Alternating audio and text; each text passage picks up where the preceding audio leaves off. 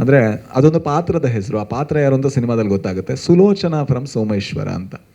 ಆದರೆ ಯಾರ ಹೆಸರು, ಅದು ಹೇಗೆ ಬಂತು ಅನ್ನೋದನ್ನ ಸಿನಿಮಾದಲ್ಲೇ ನೋಡಬೇಕಾಗುತ್ತೆ.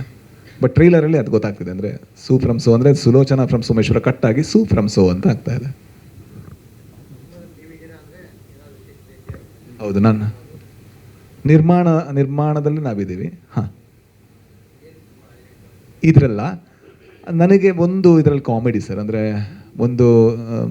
ಈಗ ಒಂದು ಮೊಟ್ಟೆಯ ಕಥೆ ಇರ್ಬೋದು, ಸರ್ಕಾರಿ ಹಿರಿಯ ಪ್ರಾಥಮಿಕ ಶಾಲೆ ಇರ್ಬೋದು, ಹಾಸ್ಟೆಲ್ ಹುಡುಗರು ಇರ್ಬೋದು, ಇದೆಲ್ಲ ಸಿನಿಮಾ ಗೆಲ್ಲೋದಕ್ಕೆ ಕಾರಣ ಅದರಲ್ಲಿದ್ದ ಹಾಸ್ಯ.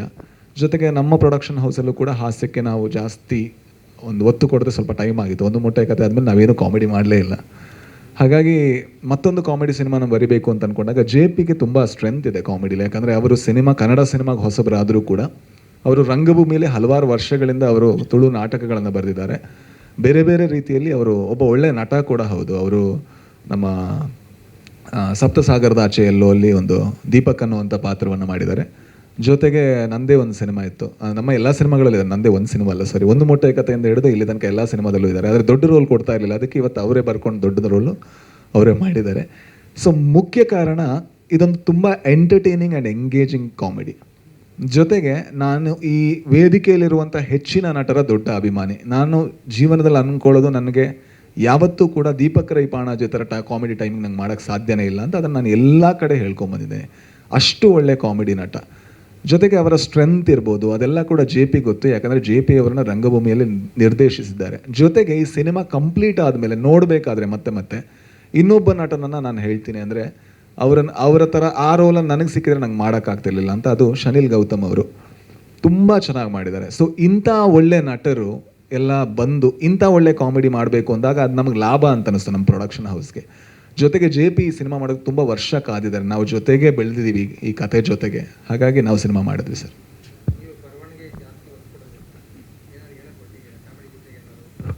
ಅಂದರೆ ಅದು ಖಂಡಿತ ಇದ್ದೇ ಇರುತ್ತೆ ಸರ್. ಅಂದರೆ ಸಿನಿಮಾದ ಮೂಲ ಉದ್ದೇಶ ಎಂಟರ್ಟೈನ್ಮೆಂಟು ಆಗಬೇಕು. ಜೊತೆಗೆ ನಮ್ಮಲ್ಲಿ ಏನೋ ಇರುತ್ತಲ್ಲ ಹಪಾಹಪಿ, ಅಂದರೆ ನಮಗೇನೋ ಹೇಳೋದಕ್ಕಿರುತ್ತೆ ಅಥವಾ ನಮಗೆ ಪ್ರಶ್ನೆಗಳಿರುತ್ತೆ, ನಮಗೆ ಗೊಂದಲಗಳಿರುತ್ತೆ. ಅದನ್ನು ಒಂದು ಸಣ್ಣ ರೀತಿಯ ಹುಡುಕಾಟ ಈ ಸಿನಿಮಾದಲ್ಲಿ ಇದೆ. ಆದರೆ ಅದೇ ನೇರವಾಗಿ ಆದರೆ ತುಂಬ ಇಂಪ್ಯಾಕ್ಟ್ಫುಲ್ ಆಗಿ ಬರೆದಿದ್ದಾರೆ JP. ಅದನ್ನು ತುಂಬ ಇಂಪ್ಯಾಕ್ಟ್ಫುಲ್ ಆಗಿ ಎಲ್ಲ ಪಾತ್ರಗಳು ಅಭಿನಯಿಸಿದ್ದಾರೆ. ಒಂದು ಸಂದೇಶ ಇರುತ್ತೆ ಸರ್, ಅದು ಸಿನಿಮಾದಲ್ಲೇ ನಿಮ್ಗೆ ಗೊತ್ತಾಗುತ್ತೆ ಏನು ಸಂದೇಶ ಅಂತ. ಇದು ಬೇರೆಯವ್ರು ಆನ್ಸರ್ ಮಾಡ್ಬೇಕಾ ನಾನೇ?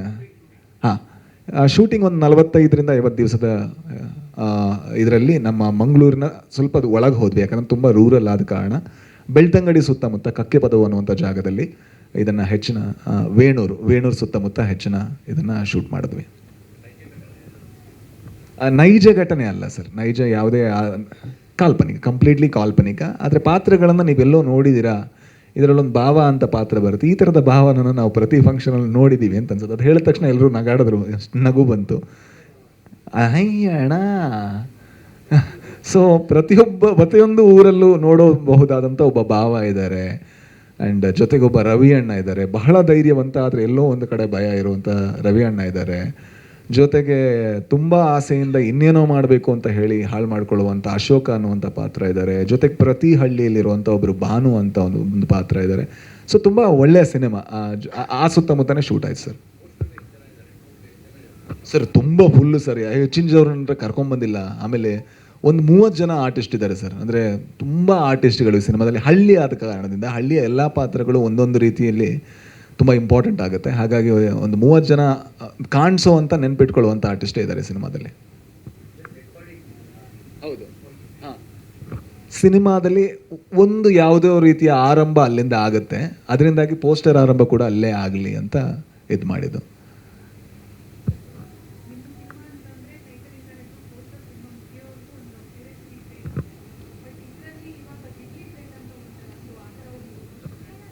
ಹಾಂ, ಅಂದರೆ ಏನಾಯಿತು ಅಂತ ಹೇಳಿದ್ರೆ, ಈ ಸಿನಿಮಾದಲ್ಲಿ ನಾವಿಲ್ಲಿ ತನಕ ಮಾಡಿದಂಥ ಕಾಮಿಡಿಗಿಂತ ಸ್ವಲ್ಪ ಎಕ್ಸಾಜರೇಟೆಡ್ ಕಾಮಿಡಿ ಇರುತ್ತೆ.